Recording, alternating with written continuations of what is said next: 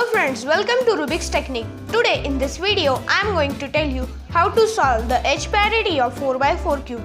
This is an exceptional case which occurs sometimes. Now let's solve it. The algorithm for it is TR2. Okay, TR means when we rotate these two layers together, that is known as TR.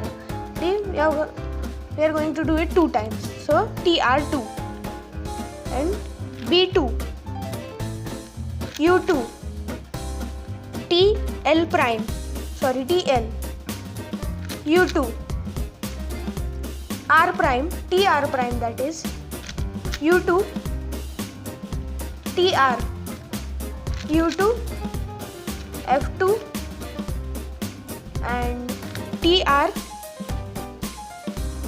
F2, TL prime, B2, TR2. So our edge parity is solved. It looks like this. Okay, thank you for watching my video.